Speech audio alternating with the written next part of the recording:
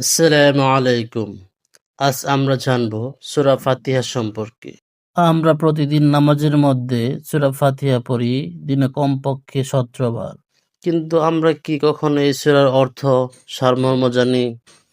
এই সূরার প্রতিটি আয়াতে আমাদের কি শিক্ষা দিচ্ছে? আজ আমরা সূরা ফাতিহা শুধু পড়ব না, বরং বোঝার চেষ্টা করব। এখন আমরা তেলাওয়াত শুনব, তারপর ব্যাখ্যা শুনব। أعوذ بالله من الشيطان الرجيم. بسم الله الرحمن الرحيم. الحمد لله رب العالمين. সমস্ত প্রশংসা আল্লাহর জন্য, যিনি সমস্ত জগতের পালনকর্তা। আর রহমানির রহিম, তিনি পরম দয়ালু, অসীম করুণাময়। মালিক ইয়াউমিদ্দিন,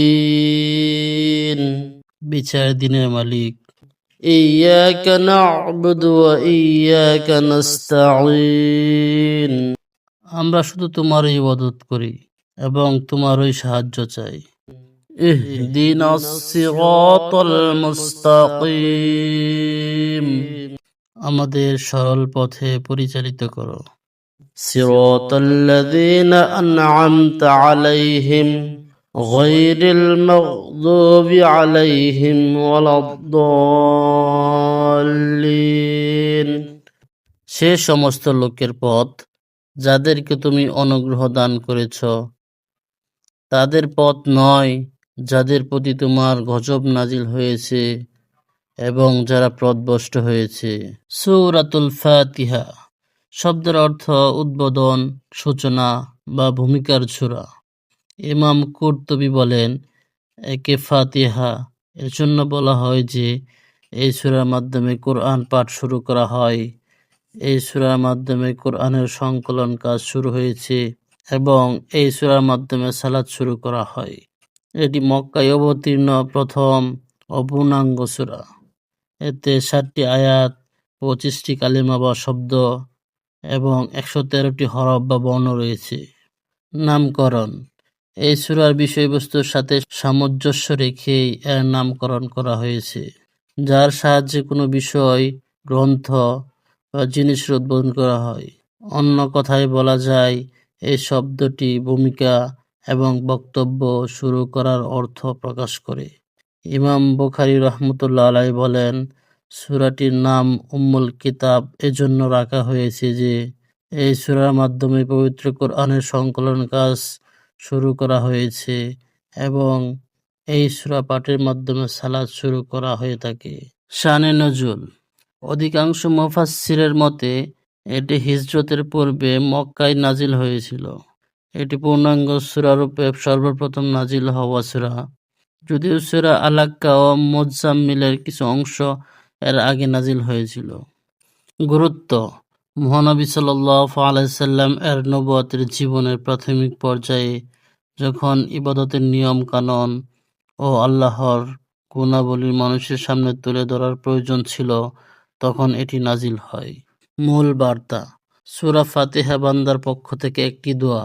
সূরা ফাতিহা আল্লাহর প্রশংসা, তার করুণা, পরকালের মালিকানা, ইবাদত ও সাহায্য চাওয়ার সঠিক উপায় এবং সরল পথের নির্দেশনার দোয়া হিসেবে গঠিত। এটি নামাজের অপরিহার্য অংশ, যা আল্লাহর সঙ্গে বান্দার সরাসরি কথা বলার মাধ্যম হিসেবে গণ্য হয়। সূরা ফাতিহার আমল ও ফজিলত। হযরত জাফর সাদেক রাদিয়াল্লাহু তাআলা আনহু বর্ণনা করেন, সূরা ফাতিহা ৪০ বার পাঠ করে পানির উপর দম করে কোনো জ্বরে আক্রান্ত লোকের মুখমণ্ডলে ছিটিয়ে দিলে এর বরকতে জ্বর দূরীভূত হয়ে যায়। ফজরের নামাজের সুন্নত ও ফরজ নামাজের মধ্যবর্তী সময়ে ৪১ বার এই সূরা পাঠ করে চোখে ফু দিলে চোখের ব্যথা দূর হয়। শেষ রাতে এ সূরা ৪১ বার তেলাওয়াত করলে আল্লাহ তাআলা রিজিক বাড়িয়ে দেন। এ সূরা ৪০ দিন নিয়মিত তেলাওয়াত করে পানিতে ফু দিলে, অসুস্থ ব্যক্তিকে পান করালে আল্লাহ তাআলা সুস্থতা দান করেন।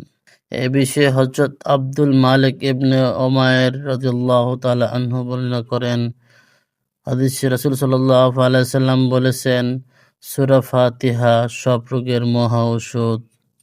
হযরত আবু সাঈদ খুদরি রাদিয়াল্লাহু তাআলা আনহু থেকে বর্ণিত এক হাদিসে এসেছে, কয়েকজন সাহাবী আরবের এক গোত্রে এলেন। গোত্রের লোকেরা তাদের কোনো মেহমানদারি করল না। হঠাৎ এই গোত্রের নেতাকে সাপে কাটে। তখন তারা এসে বলল, আপনাদের কাছে কি কোনো ওষুধ আছে? তারা উত্তর দিলেন, হ্যাঁ আছে, তবে তোমাদের আমাদের মেহমানদারি করতে হবে। আমরা প্রচণ্ড ক্ষুধার্ত। তারা মেহমানদারি করতে রাজি হলো। এছাড়া আমরা তাদের কাছে এক পাল বকরি চাইলাম।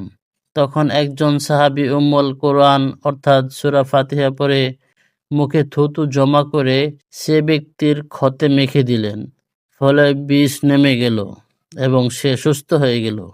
সাহাবীরা খাওয়া দাওয়া করে নবী করিম সাল্লাল্লাহু আলাইহি সাল্লামের কাছে বকরি সহ ফিরে এলেন। রাসূল সাল্লাল্লাহু আলাইহি সাল্লামের কাছে জানতে চাইলেন তাদের এ ধরনের কাজ ঠিক হলো কিনা।